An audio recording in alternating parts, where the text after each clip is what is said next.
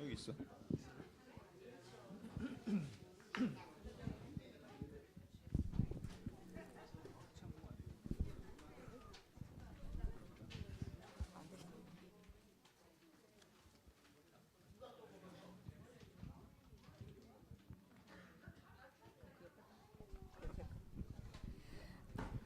588장 참여하겠습니다. 588장 참여하겠습니다.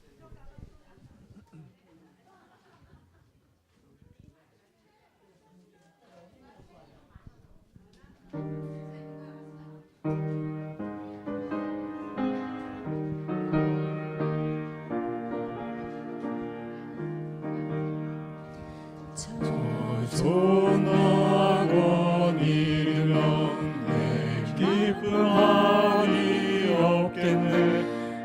이 세상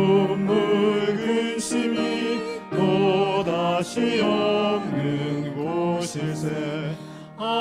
영화로운 전학원을 이 맘에 그려보니 주 예비하신 나의 집 내 눈에 환히 보이네.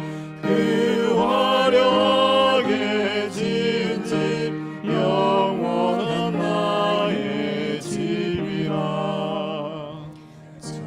영화로운 곳에서 내 구주 내려오시어 내 손목 잡고 가시면 내 평생 소원 이루리. 영화로운 전학원을 이 맘에 그려보니 주 예비하신 나의 집 내 눈에 환히 보이네. 그 화려하게 지은 집 영원한 나의 집이라.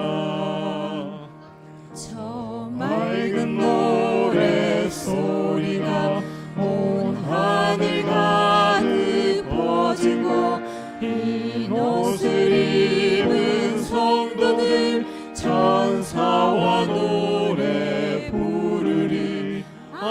영화로운 전학원을 이 맘에 그려보니 주 예비하신 나의 집 내 눈에 환히 보이네. 그 화려하게 지은 집 영원한 나의 집이라. 네, 여러분 하늘에 우리 집이 있대요.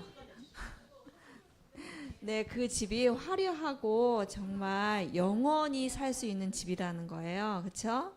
네, 이런 하늘나라를 오늘 우리가 하늘의 시민권에 대해서 같이 공부했는데 이 하늘나라를 생각하시면서 한 번 더 다시 불러보겠습니다. 네, 지금 시간은 옆 사람과 이야기하는 시간이 아니고요. 찬양하는 시간입니다. 네, 찬양에 같이 동참해 주세요.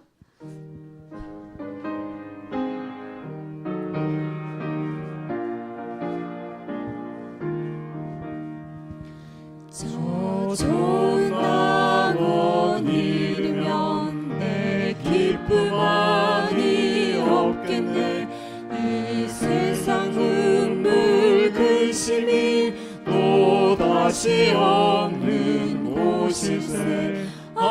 영화로운 전학원을 이 맘에 그려보니 주 예비하신 나의 집 내 눈에 환히 보이네. 그 화려하게 지은 집 영원한 나의 집이라. 저 영화로운 곳에서 내 구주 내려오시어 내 손목 잡고 가시면 내 평생 소원 이루리.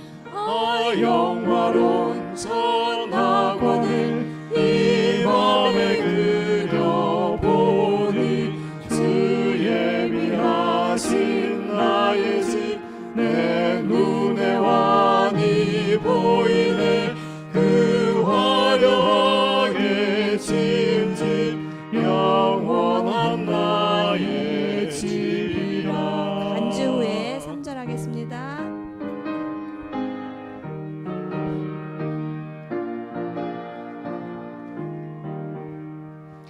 저 맑은 노래 소리가 온 하늘 가득 퍼지고 흰 옷을 입은 성도들 천사와 노래 부르리. 영화로운 전학원을 이 맘에 그려보니 주 예비하신 나의 집 내 눈에 환히 보이네. 그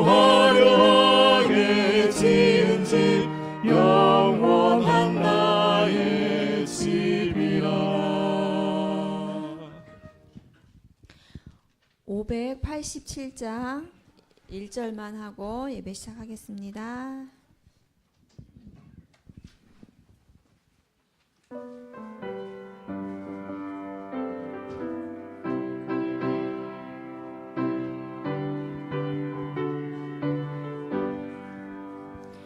우리 즐거운 하늘집 맑은 강 언덕에 있으니 거기서 성도들 영원히 이곳을 입고서 살겠네.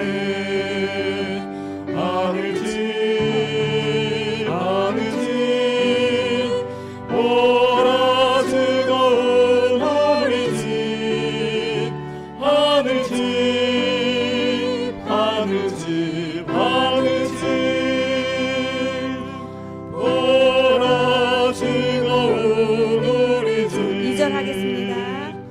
주님 계시는 저곳은 성도의 안식할 처소니 우리도 이 세상 버리고 즐겁게 그곳에 가겠네. 하늘집 하늘집 주님 계시는 하늘집 하늘집 하늘집 하늘집 주님 계시는 하늘집.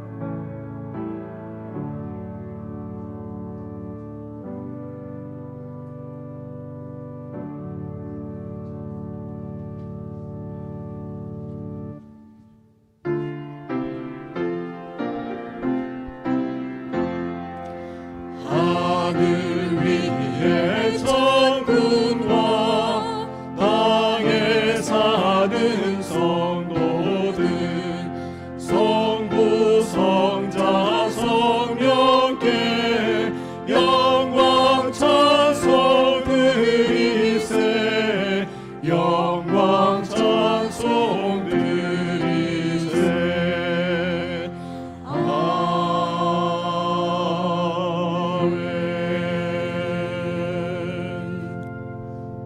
살아계신 우리의 아버지 하나님, 주의 거룩한 존존에서 이 시간을 통하여 하나님 앞에 예배하기 원합니다. 주의 거룩한 성령께서 오늘 이곳에 함께 머리 숙인 우리 모든 주의 자녀들의 심령에 깊이 역사하셔서 오늘 이 시간 하나님을 대면하고 하나님의 음성을 듣는 축복받은 거룩한 안식일 되게 하여 주시옵소서. 예수님 귀하신 성호 의지하여 기도합니다. 아멘.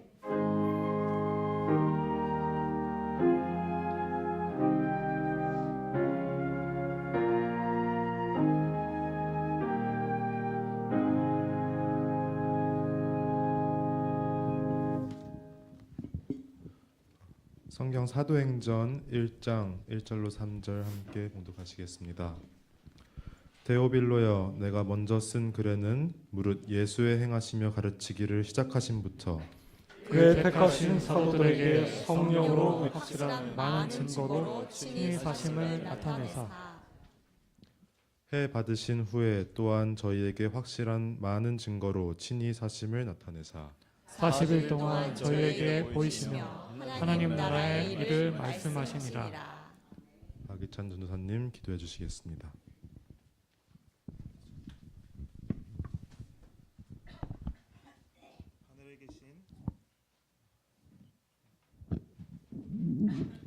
하늘에 계신 사랑의 하나님 아버지, 오늘도 저희를 예배의 자리로 불러주심을 감사드립니다. 이 시간 우리의 마음과 생각을 하나님께 드립니다.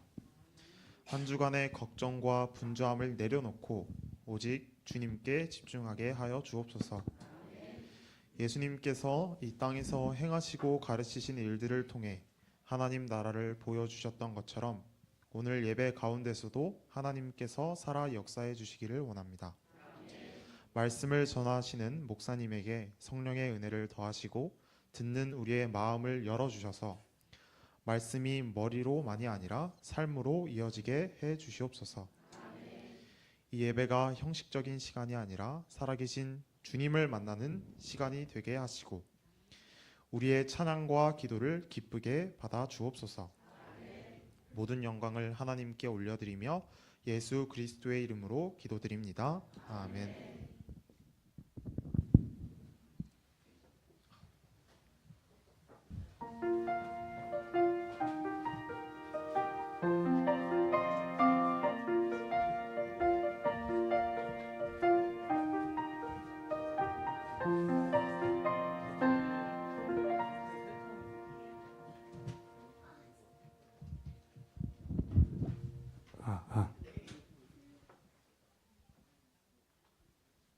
뭐 이게 다야? 왜 이렇게 많이 안 왔지? 자, 오랜만이네. 오늘은 한 3주 동안 삼촌이 겪었던 얘기를 해줄 거야. 삼촌이 너네들이 태어나기도 전에 아주 오래전부터 지금 하고 있는 일을 한 20년을 넘게 했었다. 그런데 엄청 좋은 조건에 다른 일자리가 생긴 거야. 들어, 여기 봐. 그래서 그 일을 해보려고 면접을 보러 갔는데 1차에 합격을 했다. 그래서 정말 더 하고 싶은 마음이 생겼어. 그래서 2차를 정말 열심히 준비해서 밤낮으로 새벽에도 잠도 못 자고 위경련이 배가 막 아플 정도로 스트레스를 받아가면서 준비를 했어. 그래서 지난 월요일에 그 회사에 가서 2차 면접을 딱 봤어. 그리고 결과가 3일인가 4일 뒤에 나오게 된 거야. 어떻게 됐을까? 떨어졌어. 떨어졌는데 그 일이 있기 전에 이런 걱정을 했어. 삼촌이 계속 하던 일보다 더 잘할 수 있는 일인 것 같았거든. 그래서 그 일을 해보려고 했는데 막상 그게 합격이 되게 되면 버스로 2시간 정도를 출근을 해야 돼. 평택이라는 곳이야. 평택. 빨리 와, 빨리. 자, 앉아. 그래서 잘 들으면은, 야, 여기 봐. 잘 들으면은 삼촌이 있다가 그러니까 집중 좀 해, 알았지? 이거 중요한 얘기란 말이야. 꼭 너네들한테 해주고 싶었던 얘기야. 그래서 어느 날, 야, 여기를 합격을 해도 2시간을 왕복 3, 4시간을 출퇴근을 할 수 있을까? 근데 또 다른 조건이 있었어. 거기에 조그만한 방을 얻으면 회사에서 월세를 준다는 거야. 그래서 이게 정말 기회인가? 왜냐면 좀 이 말은 하면 미진이 이모가 듣고 있으니까 안 될 것 같다. 그래서 여러 가지 걱정이 됐는데 어느 순간에 회사에서 미진이 이모가 그러는 거야. 삼촌한테. 나는 오빠가 잘 됐으면 좋겠는데 안 되는 것도 좋을 것 같아. 그래서 이게 무슨 말인가를 생각해 보니까 삼촌이 미진이 이모랑 15년을 살다 보니까 헛기침 소리만 들어도 무슨 뜻인지를 알아. 이건 안 되면 좋겠다는 거야. 그냥 떨어졌으면 좋겠다. 근데 그 말을 삼촌 회사에서 제일 높은 사람이 삼촌을 부르더니 나는 백사장 기장님이 잘 됐으면 좋겠지만 면접은 불합격했으면 좋겠어요. 이 말을 딱 하는 거야. 그래서 왜 다들 내가 불합격하면 좋겠다는 거지? 내가 더 좋은 길을 찾아서 가는데. 그래서 그런 생각이 들었다. 어떻게 되든지 간에 정말 간절했는데 불합격해도 떨어져도 그 면접에 떨어져도 좀 실망하지 않게 해달라고 기도를 했어. 실제로. 근데 딱 아니나 다를까 떨어지고 나니까 그 실망과 그 좌절과 슬픔은 5분도 안 갔어. 그리고 진짜 지친 몸을 이끌고 집에 딱 들어왔는데 삼촌 선혁이 형 알지? 선혁이 형아가 삼촌을 딱 보더니 이렇게 눈치를 보는 거야. 그래서 왜? 그랬더니 아빠 떨어졌어요? 떨어졌어. 그랬더니 선혁이 형아가 근데 아빠 기분 괜찮아요? 아빠 눈치를 보는 삼촌 눈치를 보는 거야. 그래서 얘네들은 몰라. 선아랑 선우는 관심도 없었고. 선혁이가 그러는 거야. 그래서 아빠 떨어졌는데 기분이 아무렇지도 않다? 진짜로 아무렇지도 않았어요. 제가 정말 간절하게 준비했는데 이렇게 뭔가를 열심히 준비해 본 적이 살면서 없었던 것 같아요. 떨어졌음에도 이게 뭔가 홀가분하고 잘 된 것 같다라는 생각이 들고 그러면서 그 성경 구절이 떠올랐어. 내가 어떤 정확한 그 단어까지는 생각이 안 나는데 내가 어떤 일을 정하더라도 그거를 나를 이끌어 주시는 거는 여기 봐 선아야 아빠 얘기하잖아. 내가 어떤 일을 정하더라도 나를 이끌어 주는 거는 하나님이라고 했어. 그 말이 딱 생각나면서 내가 떨어질 만한 이유가 있어서 떨어졌을 것이고 더 좋은 길이 있지 않을까 그런 생각이 들면서 너네들한테 이 말을 해주고 싶었어. 집에서 선우 형 하나 선혁이 오빠나 선아를 보면 뭔가 게임을 하고 싶거나 먹고 싶은 게 있으면 지들이 이거를 지금 이 게임을 하지 못하거나 저걸 먹지 못하면 곧 죽을 것처럼 막 몸을 베베 꼬면서 난리를 부려. 그러다가 엄마 아빠는 그걸 알잖아. 저거를 지금 하지 않아야 얘네들한테 더 좋다라는 거를. 그치? 하온아 그치? 그래서 그럴 때마다 너네들도 마음속으로 기도를 했으면 좋겠어. 아 뭔가 이유가 있겠지 하지 말라는 이유가. 그러고 지나고 나서 견딘다는 표현도 그렇지만 지나고 나서 보면 그게 나한테 지금 당장에는 아주 소중하고 중요한 것이었던 것처럼 느껴질 수도 있지만 지나고 나서 보면 아무것도 아니야. 예를 하나 들어주면 선우 영아가 어렸을 때 하늘이 반할 때 이 장난감을 안 사면 죽을 것 같아서 사줘. 장난감을 진짜 어마어마하게 사줬어. 근데 1년 2년이 지나고 나면 그 장난감을 가지고 놀지 않고 또 다른 장난감에 열광을 하더라고. 하온이도 그런 거 있지. 어렸을 때 가지고 놀던 장난감이 지금은 흥미가 없어지는 것처럼 약간 비유가 적절했는지는 모르겠지만 너네들한테 해주고 싶었던 말이야. 아주 절실하고 간절한 것도 지나고 나고 보면 아무것도 아닐 수 있으니까 항상 그런 중요한 일들이 있을 때마다 기도하고 난 다음에 결과를 받아들이면 조금 더 내 마음이 편해진다라는 걸 이번에 느꼈어. 그렇지? 그러니까 명절이고 오늘이 발렌타인데이래. 그래서 이거 이빨 썩든 말든 하나씩 가져야 되는 거야. 두 개씩 먹어, 두 개씩 먹어도 되니까. 괜찮아. 자, 가윤이도 일로 와. 두 개 가져가. 자, 오늘 이제 명절 앞두고 명절 잘 보내고 여기 봐. 명절 잘 보내고 사탕 받았다고 이것들이. 자, 명절 잘 보내고 다음 안식일에 건강한 모습으로 다시 보자. 자, 잘 가. 안녕. 알았어. 줄게.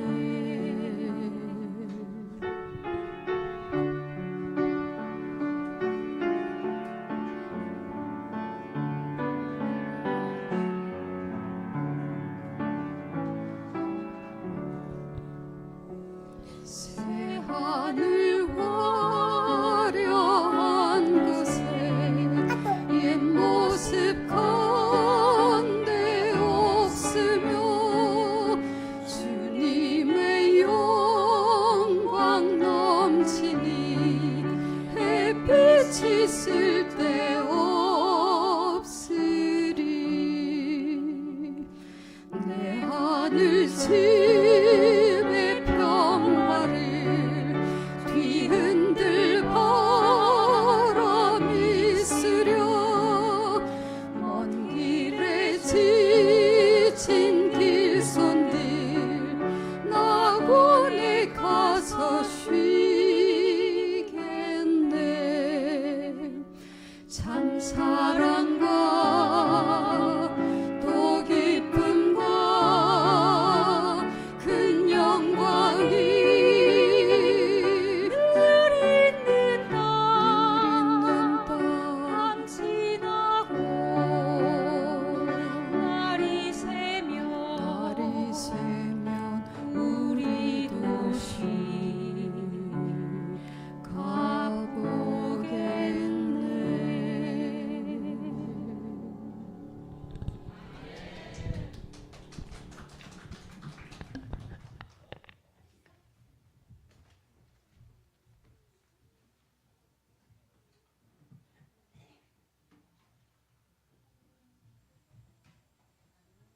안녕하십니까?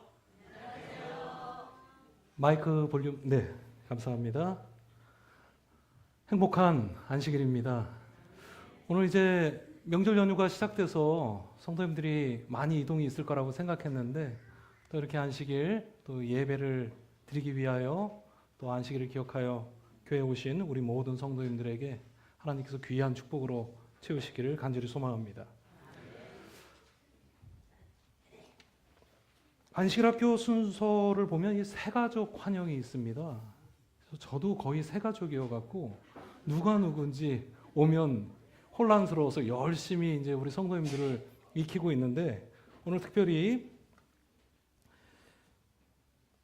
고은영 장로님 아드님 되시는 우리 고은호 집사님 가정 함께 방문해 주셨습니다. 어디 계십니까? 네네. 네, 환영합니다. 그리고 우리 정규정 장로님 아들 가정도 여기 방문해 주셨는데 우리 정명진 아드님 계십니까? 네네네. 환영합니다. 또 명절을 맞이해서 우리 부모님들을 방문하셨습니다. 제가 항상 기도하는 것이 있습니다. 안식일 이 새로남 교회를 어떤 분들이 방문하시더라도 하나님께서 그분들의 심령과 가정에 귀한 축복으로 채우시기를 간절히 바라는 마음으로 오늘 새벽 기도했습니다. 하나님의 귀한 은혜가 오늘 이 시간 또 예배를 위하여 함께 참석하신 모든 성도님들에게 함께 하시기를 간절히 소망합니다. PPT 부탁드립니다. 오늘 말씀의 주제는 당신의 데어빌로는 누구인가라는 말씀의 주제를 가지고 이제 우리 새로남교회 모든 성도님들이 사도행전 말씀 묵상을 시작했습니다. 그래서 사도행전 1장 1절부터 3절에 나타난 하나님께서 우리에게 주시고자 하시는 귀한 진리의 복음들을 한번 같이 찾아보고자 합니다. 데오빌로여, 내가 먼저 쓴 글에는 무릇 예수의 행하시며 가르치시기를 시작하심부터 그의 택하신 사도들에게 성령으로 명하시고 승천하신 날까지의 일을 기록하였노라. 해 받으신 후에 또한 저희에게 확실한 많은 증거로 친히 사심을 나타내사 40일 동안 저희에게 보이시며 하나님 나라의 일을 말씀하시니라. 이 사도행전이 시작하면서 이 저자를 통해서 하나님께서 우리에게 주시는 첫 번째 문구가 데오빌로여 내가 먼저 쓴 글에는 이라는 말로 이 사도행전이 시작을 합니다. 우리가 여기서 알 수 있는 것은 이 편지의 수신자, 편지를 받는 사람은 데오빌로라는 사람인 것을 알 수 있으며 이 편지를 쓴 사람은 이미 이전에도 이 데오빌로라는 사람에게 또 다른 편지를 쓴 적이 있다라는 것을 확인해 볼 수가 있는 것입니다. 그렇다면 이 기자가, 이 저자가, 수신자가, 발신자가 그가 먼저 쓴 글은 무엇이며 그 내용은 무엇인가 하는 것이 그 다음에 나오는 내용인데 성경절에 보면 이렇게 기록하고 있습니다. 무릇 예수의 행하시며 가르치시기를 시작하심부터 그의 택하신 사도들에게 성령으로 명하시고 승천하신 날까지의 일을 기록하였노라 라고 기록하고 있습니다. 여기서 본문에서 우리가 알게 된 것은 발신자가 먼저 쓴 글은 어떤 내용의 글을 이 데오빌로에게 썼냐면 예수님의 생애에 대한 기록을 써서 보냈다라는 것을 알 수 있는 것입니다. 그렇다면 이 전에 써서 보낸 그 편지가 어떤 성경책인가? 벌써 4권으로 추려집니다. 마태, 마가, 누가, 요한복음 중에 한 권의 책을 이 기자가 써서 데오빌로에게 보냈다라는 것을 알게 되는 것입니다. 누가복음 1장 서두를 보면 이러한 말씀이 있습니다. 우리 중에 이루어진 사실에 대하여 처음부터 말씀의 목격자가 되고 일꾼된 자들의 전하여 준 그대로 내력을 저술하려고 붓을 든 사람이 많은지라 그 모든 일을 근원부터 자세히 미루어 살핀 나도 데오빌로 각하에게 차례대로 써보내는 것이 좋은 줄 알았노니 이는 각하로 그 배운 바의 확실함을 알게 하려 함이로다. 누가복음 1장 처음 부분을 보면 이 저자도 누구예요? 이 수신자도 누구예요? 데오빌로고 이것을 기록한 사람은 누가라는 사실을 알게 되는 것입니다. 결론적으로 누가복음과 사도행전의 저자는 누구다? 누가입니다.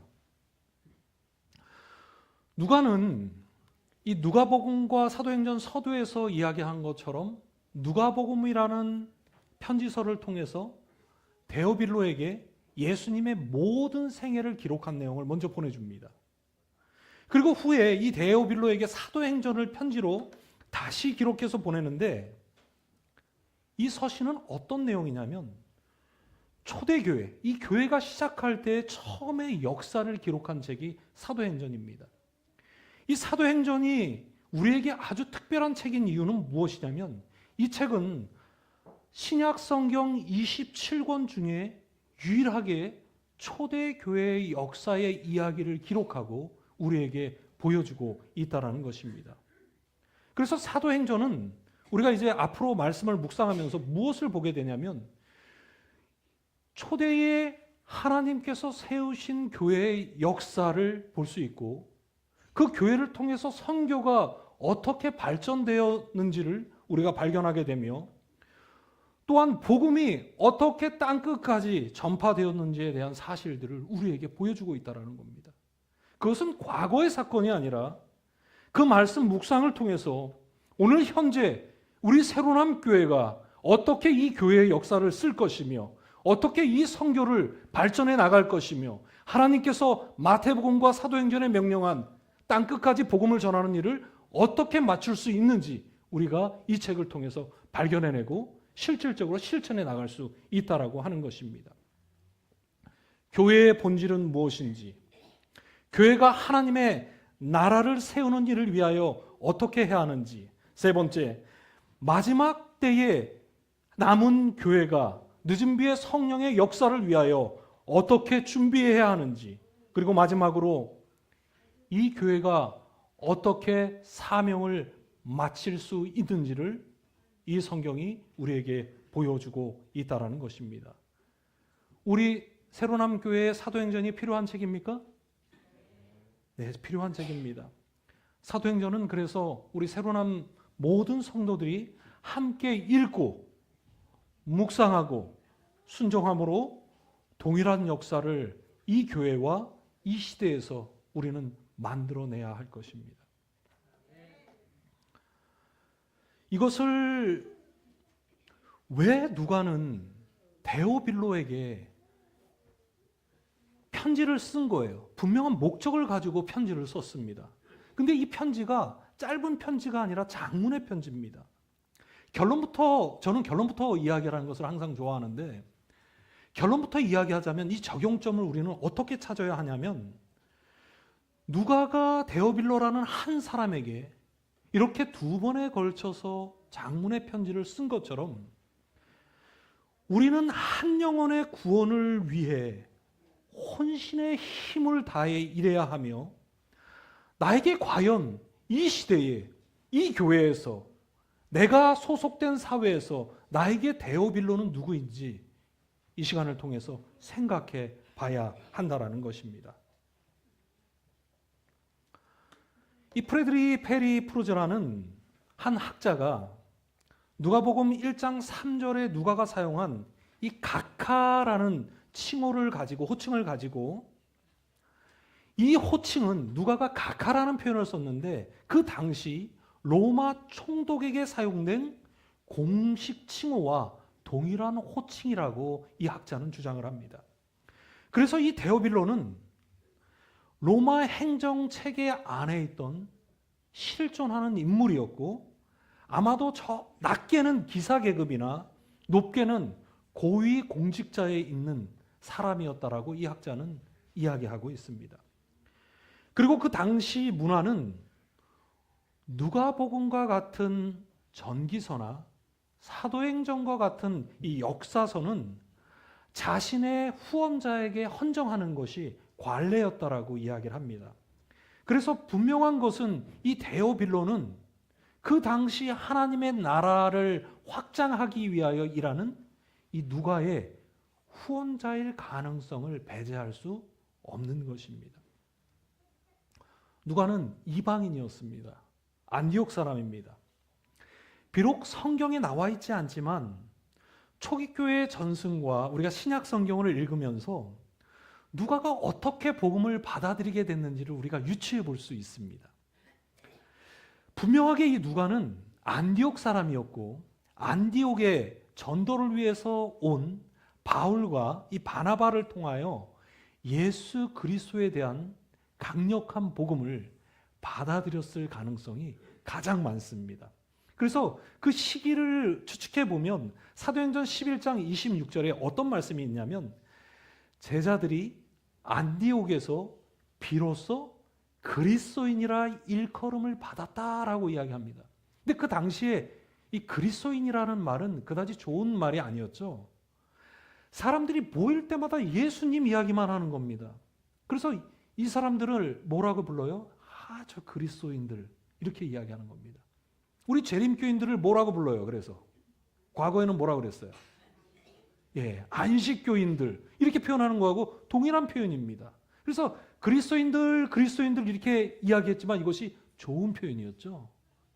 영어에는 안식일이라는 표현이 제7일이라는 표현이 있어요.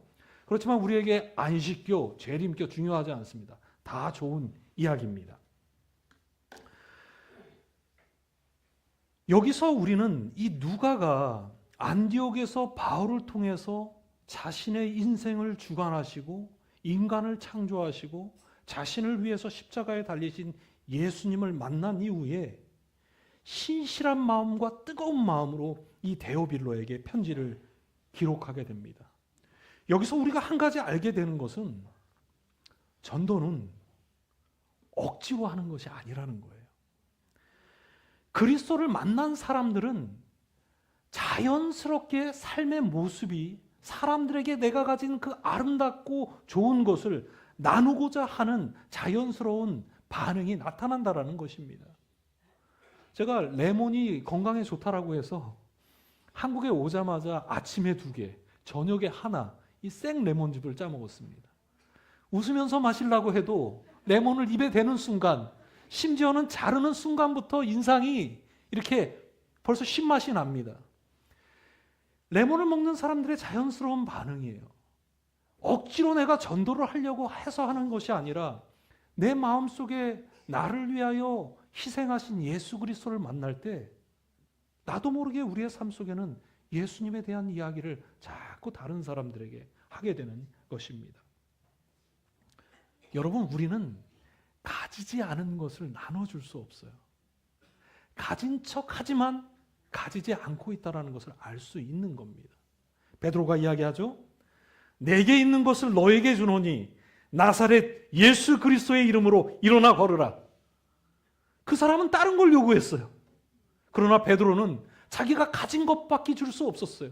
그래서 그에게 무엇을 주냐면 그가 가치 있게 여기는 것보다 더 고차원적인 가치가 있는 예수 그리스도를 나누어 줍니다. 우리가 금요일 저녁 안식일 환영 예배를 통해서, 그리고 매 안식일 본 예배를 통해서, 그리고 매일 아침 새벽 말씀 묵상을 통해서 우리 성도들의 심령에 예수 그리스도의 임재로 그분의 말씀을 통하여 충만케 되는 경험이 우리 새로남 성도들 모두에게 있게 되기를 간절히 소망합니다. 누가복음 1장 4절에 누가는 데오빌로에게 이렇게 이야기합니다. 이는 내가 데오빌로가 배운 바 확실함을 알게 하려 함이로다. 누가복음 1장 4절을 볼 때 데오빌로는 누가를 통하여 그리스도에 대한 정보를 알게 된 사람이 아니라 신앙교육과 이미 교리 교육을 이미 받은 사람임을 우리는 알 수 있습니다. 여기서 배운 바라는 이 단어, 이 원어가 그 의미가 뭐냐면 체계적으로 가르치다, 교리 교육을 하다라는 의미이기 때문에 결과적으로 이 데오빌로는 이미 기독교 교훈을 받은 인물이었고 누가복음은 그의 신앙이 흔들리지 않도록 더 확증을 제공하기 위하여 기록되었음을 우리는 누가복음 초반부에 알게 되는 겁니다. 누가는 분명하게 이렇게 기록했습니다. 제가 우리 배지원 사모가 참 새로남 교회 와서 축복을 받았는데 아침 새벽부터 일어나서 늦은 밤에도 뭘 하고 있냐면 컴퓨터 앞에 앉아 있어요. 성경을 펴고 뭘 하고 있어요? 말씀 묵상을 하고 있는 거예요. 그리고 일주일 내내 걸어 다니면서 매일 해야 되니까 하루 종일 생각하는 것이 뭐예요? 말씀 묵상입니다. 그래서 목사들이 이 축복을 받는 거예요. 저희는 일주일 내내 설교를 많이 할수록 좋습니다. 왜요? 일주일 내내 딴 생각할 시간이 없어요. 말씀만 생각해야 되는 겁니다. 누가는 저희가 말씀 묵상을 기록해서 우리 구도자들이나 성도들과 영혼들과 나누는 것처럼 이렇게 이 누가복음과 사도행전을 기록하면서 이렇게 기도했을 겁니다. 하나님, 데오빌로가 예수님에 관한 이 글을 읽을 때마다 성령께서 그의 마음속에 강력히 역사하셔서 참 진리를 하나님 깨닫게 해주십시오. 하나님, 당신의 피로 산 이 귀한 영혼을 꼭 구원하셔야 됩니다. 예수님 이름으로 기도합니다. 누가는 한 글자 한 글자를 간절함과 진실함으로 기도하며 써내려갔습니다. 누가가 이렇게 한 영혼을 구원하기 위하여 글을 써내려갈 때 하나님께서는 이 누가에게 성령을 기름 붓듯 하십니다. 그리고 이 영감받은 편지는 성경 66권 중에 2권의 자리를 차지하게 되어서 데오빌로를 넘어서 누가는 거기까지만 알았어요. 데오빌로가 이것을 읽을 것이다. 그런데 누가가 몰랐던 것은 뭐냐면 2026년에 새로남 교회 150명의 성도들이 이 글을 읽을 줄은 몰랐죠. 그런데 하나님께서 이 글에 영감을 주셔서 수많은 사람들을 현 시대에도 여전히 데오빌로처럼 그리스도께 인도하고 결국 우리까지 전달된 것입니다. 놀라운 일이죠. 여러분 기억하시기 바랍니다. 때로는 한 영혼을 구원하기 위하여 헌신하는 우리의 시간과 열정이 힘들 때가 있어요. 지칠 때가 있어요. 그러나 기억해야 할 것은 우리가 한 영혼의 구원을 위하여 하는 헌신은 한 개의 열매로 끝나지 않을 거라는 것입니다. 여러분이 매일 하나님의 살아있는 말씀을 묵상하여서 영혼들에게 보내고 그리고 말하고 나눌 때에 그 말씀의 영향력은 엄청난 파급 효과를 가져옵니다. 때로는 우리는 그리스도인으로 편하게 신앙할 수 있습니다. 교회에서 주어진 직책에 최선을 다하고 예배에 참석하고 헌금 생활을 하면서 살아갈 수 있어요. 제가 참 선교지에 있을 때 안타까운 얘기를 들었어요. 목회자들을 관리하는 자리에 있었어요. 그러다 보니까 한 목회자의 이런 이야기가 들렸다는 거예요. 세상에서 가장 좋은 직업이 목사야. 너희들도 목사가 돼야 돼. 그러면서 뭐라고 이야기를 했냐면, 왜냐하면 일주일에 4시간만 일하면 돼. 토요일만. 제가 화가 났어요. 그 이야기를 듣고. 그래서 더 많은 사역들을 목회자들이 할 수 있도록 프로그램을 만들어서 그들에게 제공하기 시작했습니다.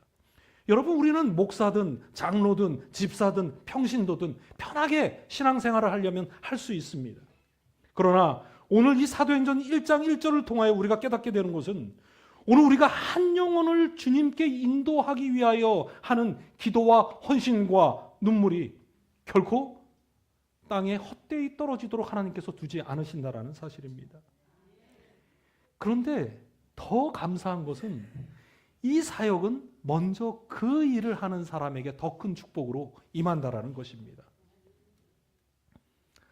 제가 매일 놀래고 있어요. 우리 수련함 성도님들의 헌신과 사역을 보면서 하나님께서 주의 일을 위하여 분투하는 우리 새로람교회 성도 모두에게 오늘 이 안식일 누가에게 성령을 기름 붓듯 하셨던 그 동일한 은혜를 우리 성도들에게 성령을 충만케 하시는 귀한 축복이 오늘 이 자리에 있는 모든 분들에게 함께 하시기를 간절히 소망합니다. 이러한 말씀의 약속이 있습니다. 요한복음 12장 24절. 내가 진실로 중요하다라는 겁니다. 너희에게 이르노니 한 알의 밀이 땅에 떨어져 죽지 아니하면 한 알 그대로 있고 죽으면 많은 열매를 맺느니라. 시편 126편 6절. 울며 씨를 뿌리러 나가는 자는, 어제 배전사모 간증 들으셨죠? 울며 남편을 따라왔어요. 예. 울며 씨를 뿌리러 나가는 자는 정령 기쁨으로 그 단을 가지고 돌아오리로다. 이 말씀은 이 시대의 그리스도인들을 향한 하나님의 약속입니다. 우리가 한 영혼의 구원을 위하여 기도하며 힘쓸 때 하나님께서는 분명하게 이 말씀의 약속을 이루실 것입니다. 여러분, 제가 한 가지 비결을 가르쳐 드리겠습니다. 우리가 기도할 때 어떻게 우리의 기도가 강렬해질 수 있는가? 어떻게 하면 하나님께서 우리의 기도에 응답할 수 있는가? 말씀의 약속을 찾아서 하나님께서 약속하신 그 약속을 붙들고 그 성경을 펴놓고 그것을 읽으면서 하나님께 간구하셔야 돼요. 하나님, 이 말씀의 약속을 제게 이루어 주십시오. 하나님께서 그 말씀의 약속대로 우리의 삶 속에 역사하시고 그 일들을 이루실 것입니다. 누가는 신실하게 전도하는 과정 속에서 성령을 깊이 체험하면서 그는 예수님의 생애를 더 깊이 묵상하게 됩니다. 그러면서 자신 개인이 먼저 영적인 체험을 하게 되는 것입니다. 예수님을 전하기 위한 헌신 속에서 성령을 받았고 성령을 체험하면서 본인이 먼저 큰 은혜를 경험한 것입니다. 이것이 전도하는 사람들, 설교하는 사람들이 받는 축복이 있는 것입니다. 사도행전 20장 35절입니다. 범사에 너희에게 모본을 보였노니 곧 이같이 수고하여 약한 사람들을 돕고 또 주 예수의 친히 말씀하신 바 주는 것이 받는 것보다 복이 있다 하심을 기억하여야 할지니라. 누가가 이 데오빌로에게 이렇게 이야기한 겁니다. 여러분 기억하시기 바랍니다. 질문합니다. 받는 것이 복이 있습니까? 주는 것이 복이 있습니까? 주는 것이 확실하게 복이 있습니까? 그럼 선물을 받을 때 기분이 좋아요? 줄 때 기분이 좋아요?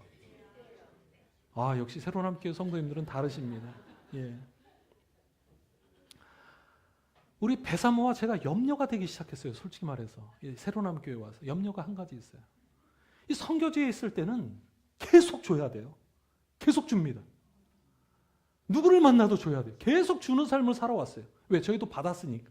계속 줬는데 새로남교회 오니까 이상하게 계속 들어오는 거예요. 뭐가. 이게 큰일 났다. 이게 줘야지 복이 있는데 받기만 하니 이게 큰일 났다라는 생각이 듭니다. 집에 자꾸 음식들이 쌓이고 누가 또 집 앞에 무엇을 놓고 가고 이 은혜를 또 하나님께서 또 다른 방법으로 또 돌려주라고 저희에게 또 많은 축복들을 주시는 것 같습니다.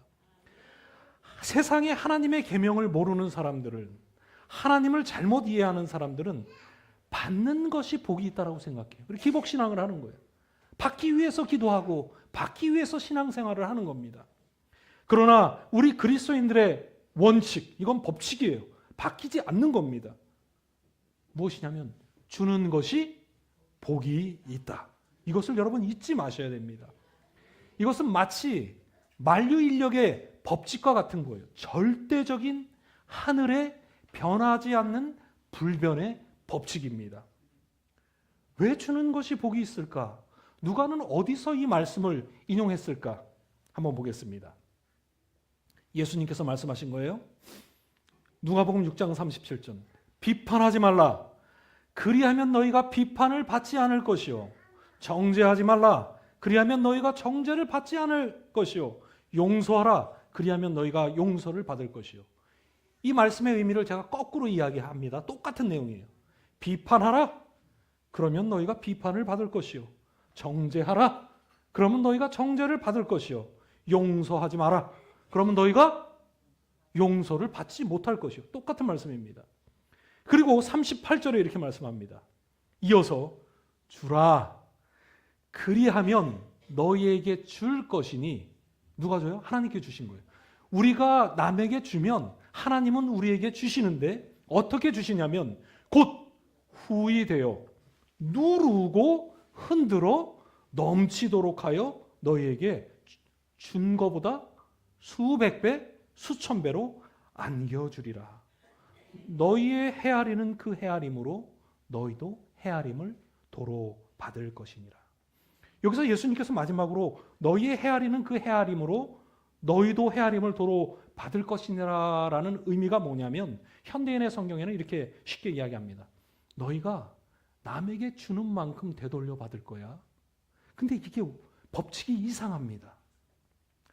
좋은 거를 주든 나쁜 것을 주든 그 원칙이 동일하게 적용된다라는 거예요. 이런 겁니다. 우리 성도님들이 다른 사람들에게 기쁨을 주고 즐거움을 주고 복음을 주고 진리를 주고 행복을 주고 평화를 사람들에게 나눌 때 우리에게, 나에게만 아니라 나의 가정과 개인의 삶 속에 수백 배로 하나님께서 돌려주시겠다라는 거예요. 믿으십니까? 예, 아멘입니다. 이 약속의 동일한 의미는 또 저희가 반대로 생각해 보면 혹 우리가 다른 사람에게 비판을 하고 그들을 혼자 정죄하고 그들을 비난하고 그들에 대해서 악담하고 그들에게 고통을 주고 그들을 시기하고 질투하고 그들에게 절망을 준다면 그것도 동일하게 수백 배, 수천 배로 우리에게 돌아오게 된다는 거예요. 정말 감사한 약속이기도 하고 정말 두려운 약속이기도 합니다. 그렇죠? 근데 이거는 법칙이에요. 우리가 바꿀 수 없는 법칙입니다. 그래서 우리는 주긴 줘야 되는데 무엇만 줘야 된다? 아름다운 것들만 사람들에게 나누어야 한다. 우리가 아무리 숨어서 속닥거리며 남을 험담한다 할지라도 누구는 듣고 계시다? 하나님은 듣고 계시다. 누가는 데오빌로라는 한 영혼을 주께 인도하기 위하여 나는 헌신의 결과로 2026년 현재 셀 수 없는 수많은 영혼들이 이 거룩한 하나님의 날 안식일에 하나님께 예배하는 결실을 보았습니다. 저와 여러분도 누가의 헌신의 결실의 하나입니다. 누가복음 6장 38절의 약속이 저와 여러분의 약속이 되기를 간절히 소망합니다. 사도행전 1장 1절로 다시 돌아갑니다. 데오빌로요, 내가 먼저 쓴 글에는 무릇 예수의 행하시며 가르치시기를 시작하심부터 그의 택하신 사도들에게 성령으로 명하시고 승천하신 날까지의 일을 기록하였노라. 누가복음이죠. 이제 3절에 집중합니다.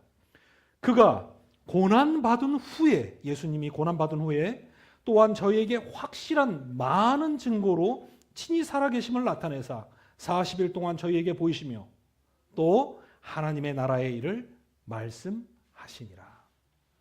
이제 남은 시간 3절에 집중해 보기를 원하는데 3절을 다 못하고 반만 하겠습니다.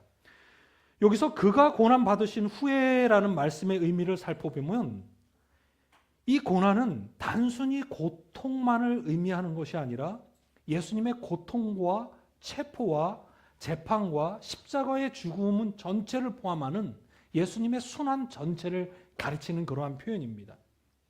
그래서 다시 말해서 고난 받으신 후라는 표현을 우리가 어떻게 이해해야 되냐면 예수님께서 부활하신 이후에라고 이해를 하시면 되는 겁니다. 성경을 살펴보면 예수님께서 부활하셔서 부활의 첫 열매로 고린도전서 15장 20절에 보면 자신을 하나님께 드립니다. 첫 열매가 되셨어요. 부활한 첫 열매예요. 그 후에 제자들에게 나타나셔서 승천하시기 전까지 40일을 제자들과 함께 시간을 보내시는 겁니다. 여러분, 길면 길고 짧으면 짧은 시간입니다. 40일이에요. 그런데 이 중요한 40일 동안 예수님께서는 제자들과 무엇을 하셨나? 지금 성경에 딱 두 가지를 하셨다라고 이야기를 합니다. 그 첫 번째가 많은 증거로 내가 본인이 친히 내가 지금 살아있어 라는 것을 계속 가르치시는 거예요. 두 번째로 하나님의 나라의 일을 가르치시는 겁니다. 여러분, 이상하지 않으십니까? 예수님이 부활하셨어요. 살아계셔서 그들과 함께 계세요. 그런데 왜 그걸 계속 가르치세요? 이상하지 않으십니까?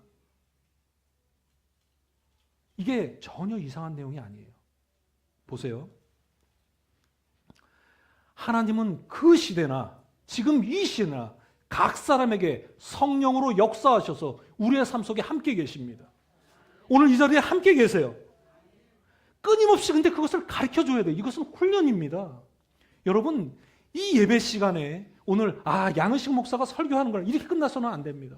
오늘 하나님께서 내 곁에 계시고 이 말씀을 통해서 나에게 말씀하고 계시다라는 살아있는 하나님으로 매 순간 우리는 인식하고 내 자신을 훈련하면서 살아가야 한다라는 것입니다.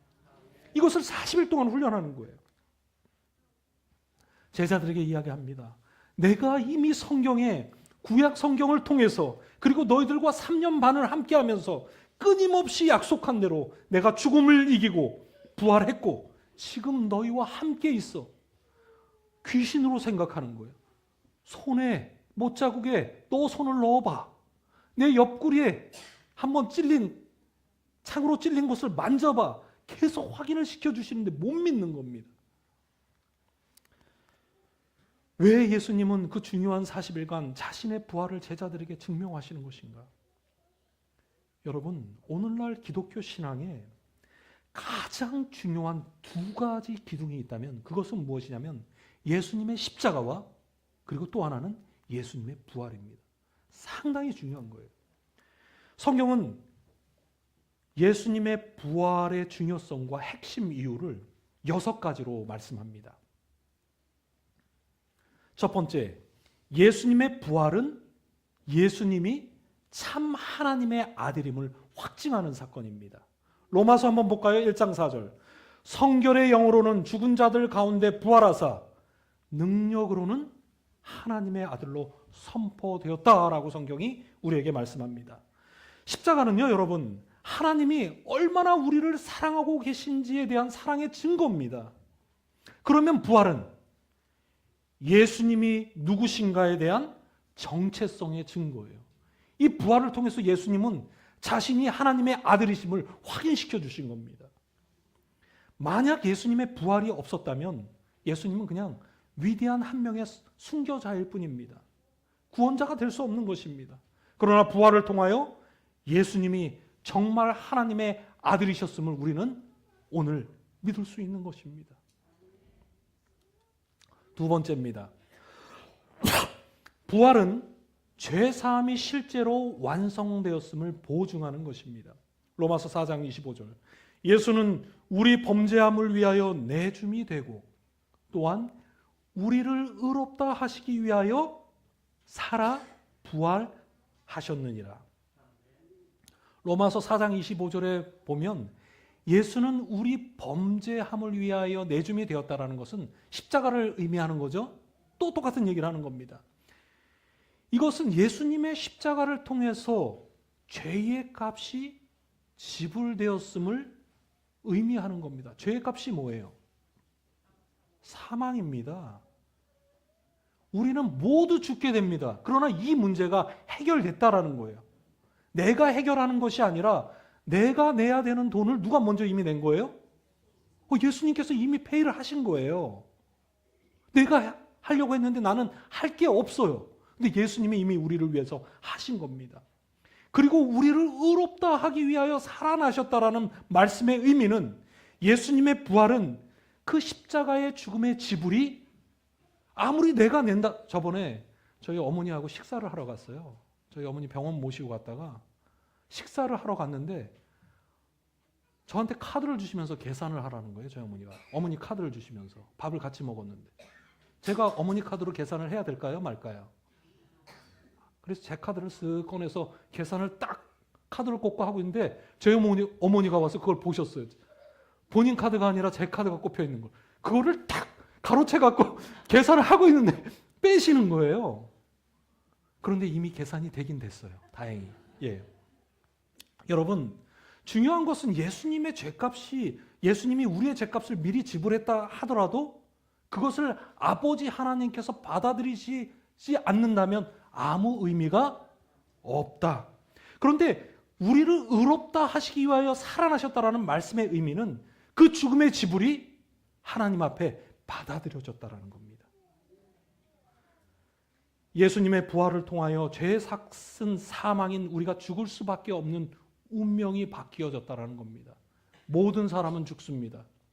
그러나 여기 계신 모든 분들, 예수 그리스도를 개인의 구주로 영접한 자들은 죽지 않습니다. 그것이 성경의 약속입니다. 이 죽음이라는 것을 피해갈 수 있는 사람은 세상에 없습니다.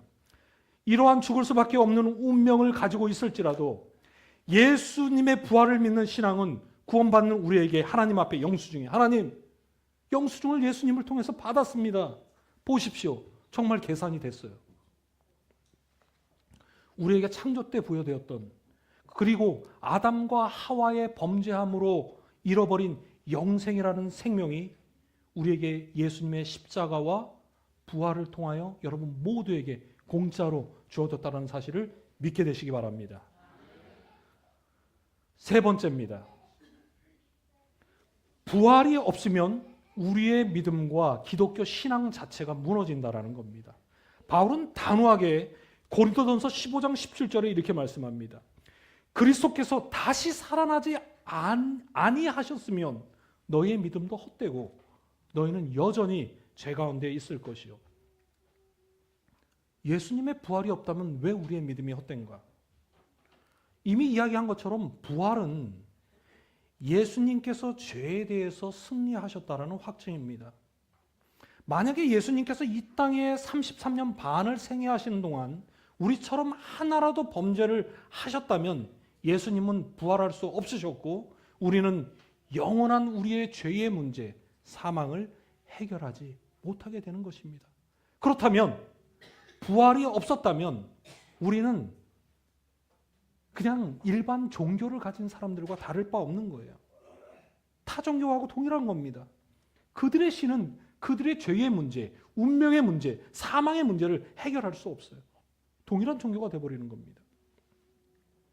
예수님의 부활이 있고 우리는 그 십자가와 부활을 믿기에 이곳에 있는 모든 성도들에게는 생명이 이미 주어진 것입니다.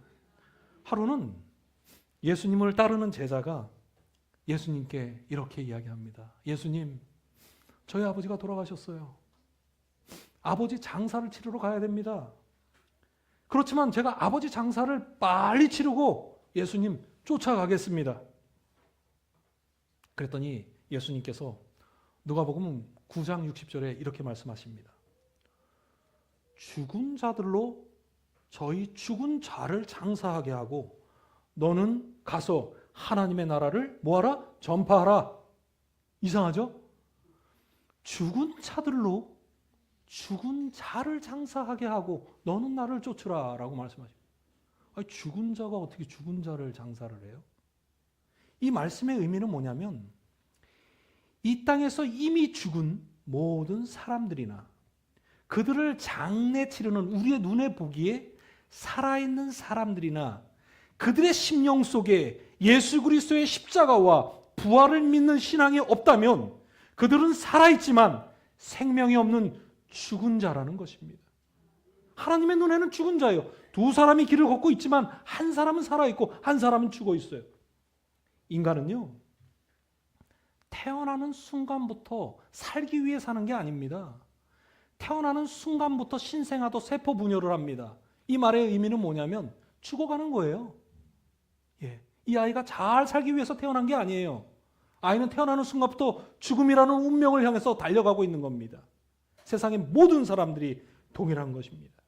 그러나 오늘 예수님의 부활을 믿는 우리는 생명을 이미 부여받은 자들이라는 사실을 기억하게 되시기 바랍니다. 네 번째, 예수님의 부활은 성도의 부활과 영생을 보장한다. 고린도서 15장 20절, 그러나 이제 그리스도께서 잠자는 자들의 첫 열매가 되셨도다. 자, 예수님의 부활을 뭐라고 이야기하냐면 첫 열매라고 이야기를 합니다. 저희 장인 장모가 하동에서 시골 생활을 하시는데 저에게 농사 지은 것을 많이 보내주세요. 근데 하루는 이 신문지 뭉치기 조그마한 게 이게 집에 도착을 했어요. 그러면서 저희 배전 사모가 저에게 뭐라고 표현하냐면, 여보, 아빠가 이 두릅 처음 난 거 이거 따서 보냈다고 이렇게 이거 조그만 뭉치로 보내주셨어요. 처음 딴 두릅이라는 겁니다. 예수님의 부활이 첫 열매다, 이렇게 성경은 이야기했어요.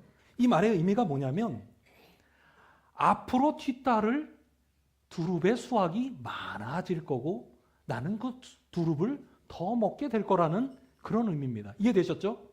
처음 나온 열매예요. 예. 사랑하는 새로남교회 성도들이시여, 예수님의 부활은 그리스도를 믿는 믿음으로 잠든 모든 사람들의 첫 열매라는 것입니다. 이 말씀의 의미는 뒤따를 수확이 있다라는 거예요. 비록 이 땅에서 죽음이라는 잠을 우리가 자지만 주께서 오시는 그날 우리는 다 함께 일어나 주님을 보게 될 것이라는 것입니다. 예수님을 믿고 이 땅에서 잠이 들었지만 세상 사람들이 보기에는 우리가 죽은 것 같아요. 그러나 우리는 죽은 것이 아니라 우리는 잠자는 것이라고 성경은 우리에게 약속하고 있습니다. 이게 성도들의 부활인 것입니다. 고린도전서 15장 22절 이렇게 말씀합니다. 그리스도 안에서 모든 사람이 삶을 얻으리라. 언제? 그러나 각각 차례대로 되리니 먼저는 첫 열매인 그리스도요. 이미 2000년 전에 부활하셨습니다. 다음에는 그가 강림하실 때, 재림하실 때 그리스도께 속한 모든 자가 함께 부활하는 것입니다. 하나님께서 우리에게 부여하신 이 귀한 부활의 믿음으로 사시는 우리 새로남 교회 성도들이 되시기 바랍니다. 다섯 번째입니다. 부활은 오늘의 삶을 변화시키는 능력의 근거라는 것입니다. 빌립보서 3장 10절에 바울은 이렇게 고백합니다. 내가 그리스도와 그 부활의 권능과 그 고난에 참여함을 알고자 하여 그의 죽으심을 본받아 어떻게 해서든지 죽은 자 가운데서 나도 부활에 이르려 하노니 내가 이미 얻었다 함도 아니요 온전히 이루었다 함도 아니라 오직 그리스도 예수께 잡힌 바 된 그것을 잡으려고 달려가노라. 바울의 이 고백은 부활을 믿는 기독교 신앙을 우리가 가지고 있다면 그것은 단지 죽었을 때 일어나 천국에 부활해서 가는 거야, 그런 의미가 아니라는 거예요. 이 부활 신앙은 오늘 우리가 이 신앙을 우리의 마음속에 갖고 있다면 오늘 우리의 삶을 변화시키는 능력이 될 것이라는 겁니다. 우리가 과거에 어떻게 예수님을 믿게 되었느냐가 아닌, 그리고 미래에 어떻게 우리가 부활해서 하늘에 갈 것인가가 아닌, 부활은 오늘 내가 무엇을 위해 이 길을 걷고 있는가에 대한 확신을 우리 모두에게 준다라는 것입니다. 제가 한국삼육 고등학교에서 사역을 할 때 이 고2 때는 우리 학생들이 활동이 많아요. 너무 밝아요. 그런데 고3을 입학하자마자 이 아이들을 보기가 힘들어요. 경쟁 구도에 돌아가는 겁니다. 새벽부터 일어나서 이 아이들이 공부합니다. 밤늦게도 공부를 해요. 남들 다 잘 때 공부를 마칩니다. 너무 힘들고 피곤해요. 제가 아이들에게 이야기합니다. 좀 쉬면서 해. 애들은 쉴 생각이 없어요. 열심히 합니다. 왜 그렇습니까? 여러분, 수많은 사람들이, 이곳에 있는 성도들도 새벽부터 일어나 일터에 나가서 열심히 일합니다. 무엇 때문이에요? 비록 일이 힘들지만 내가 이 일을 통해서 얻게 될 그 결과에 가치를 부여하는 겁니다. 왜냐하면 이렇게 하면 더 가치 있는 것을 얻게 된다는 희망이 있기 때문이에요. 주께서 십자가를 통하여 우리에게 부여하신 이 부활 생명의 가치가 얼마나 우리에게 가치 있는 것을 우리가 알기 때문에 기꺼이 오늘도 이 거룩한 사역을 우리가 기쁨으로 매일매일 감당해 나갈 수 있는 겁니다. 이것이 예수님의 부활이 오늘 저와 여러분의 삶을 변화시키는 능력의 근거가 되는 것입니다. 그리스도의 십자가를 통하여 우리 모두에게 부여된 부활의 생명으로 오늘을 사는 새로남 성도들이 되시기 바랍니다. 여섯 번째입니다. 부활은 고난과 죽음의 끝이 아님을 선포합니다. 예수께서 말씀합니다. 나는 부활이요 생명이니 나를 믿는 자는 뭐에도 살겠고 죽어도 살겠고. 예수님께 자신의 운명을 맡기고 모든 것을 내려놓고 따른 제자들에게 예수님의 십자가의 사건은 세상의 끝처럼 보였어요. 아마 저도 상상을 할 수 없어요. 나에게 신앙을 떠나라? 하나님을 믿지 말고 살아라? 저에겐 이런 생각은 전혀 제 마음속에 들어올 수 없는 생각입니다. 그분이 그들과 3년 반을 동행하면서 여러 차례 부활에 대해서 말씀하셨음에도 불구하고 그들은 십자가의 사건이 일어났을 때 절망에 빠집니다. 그러나 예수님은 죽음을 이기시고 3일 만에 부활하셨고 제자들에게 40일간 자신을 나타내시며 가장 먼저 하신 일이 사도행전 1장 3절에 나오는 많은 증거로 내가 친히 살아있다라는 것을 계속 가르치시는 겁니다. 왜냐하면 이제 결론을 지으면서 지금까지 확인한 것처럼 예수님의 부활은 예수님이 참 하나님의 아들이심을 확증합니다. 믿을 만한 분이시죠. 우리를 창조하신 분이십니다. 또한 부활은 죄 사함이 우리의 운명이 실질적으로 완성되었음을 바뀌었음을 보증합니다. 또한 부활이 없다면 우리의 믿음과 기독교 신앙 자체가 아무 의미가 없는 것입니다. 네 번째, 예수님의 부활은 우리의 부활과 영생을 보증합니다. 다섯 번째, 부활은 오늘의 삶을 변화시키는 힘과 능력의 근원입니다.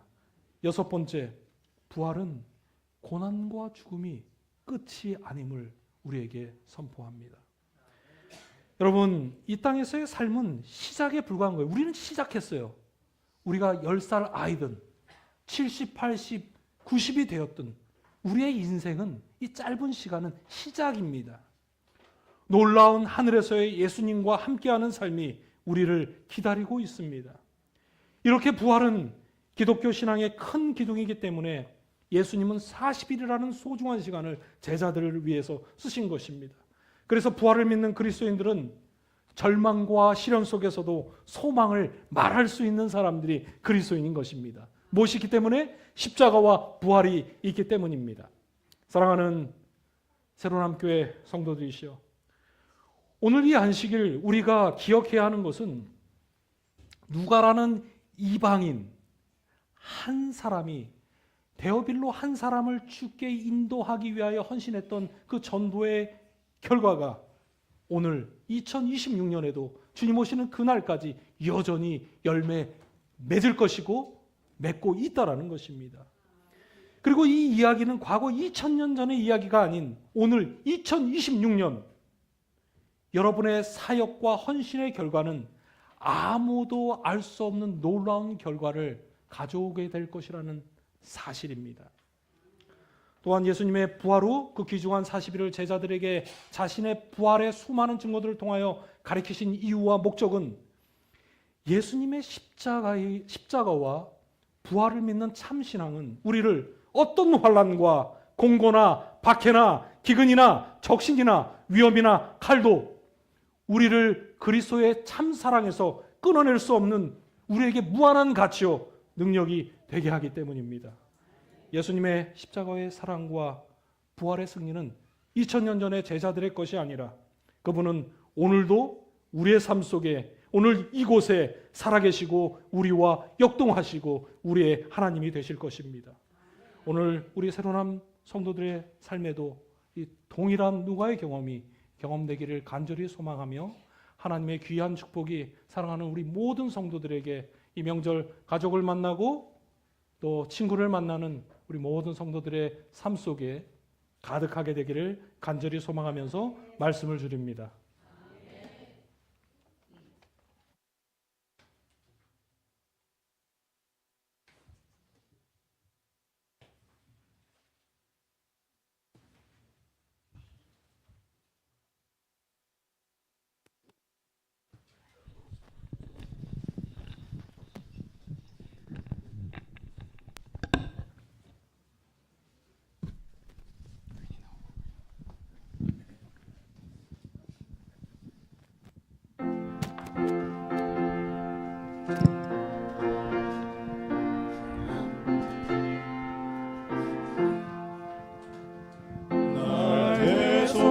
계속하신 예수께 내 생명 모두 드리니 늘 진실하게 하소서. 내 구주 예수여, 나 구주 위에 살리라. 그 기쁨 한량 없으리. 내 갈 길 인도하소서. 내 구주 예수여, 날 구원하신 예수를 일평생 의지하오니 날 영접하여 주소서. 내 구주 예수여, 나 구주 위에 살리라.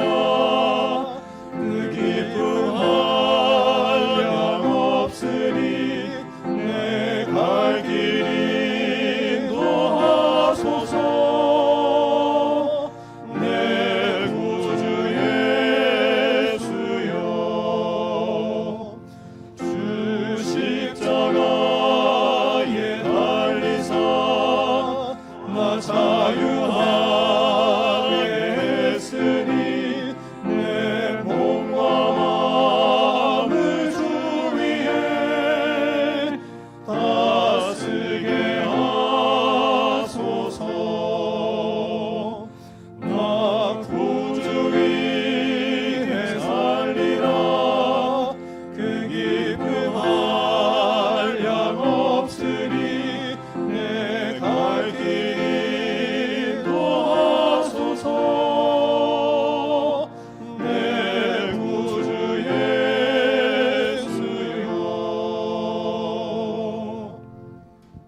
십자가의 수치와 모욕 속에서 아버지를 찾는 그 안타까운 상황 속에서도 오늘 이곳에 있는 모든 새로남 교회 성도들을 구원하시기 위하여 그 십자가를 참으사 오늘 우리의 아버지 되신 사랑의 아버지 하나님, 오늘 하나님께서 주신 이 귀한 약속을 우리의 마음속에 새기게 하시고 오늘 이 땅에서 짧은 삶이지만 오늘 우리에게 주신 이 놀라운 구원의 특권을 나누는 일을 위하여 우리를 주의 거룩한 종으로 사용하시고 또한 우리 개인이 우리 가정과 사회와 직장에 하나님의 빛의 통로로 살아갈 수 있도록 하나님 축복하여 주시옵소서. 주의 귀한 말씀의 명령을 기억하고 시간과 물질을 구별하여 하나님 앞에 드린 우리 사랑하는 성도들의 손과 헌신을 하나님 기억하여 주시고 오늘 말씀의 약속처럼 그들에게 복의 복을 더하여 주셔서 이 땅에 사는 동안 물질적으로나 영적으로나 육체적으로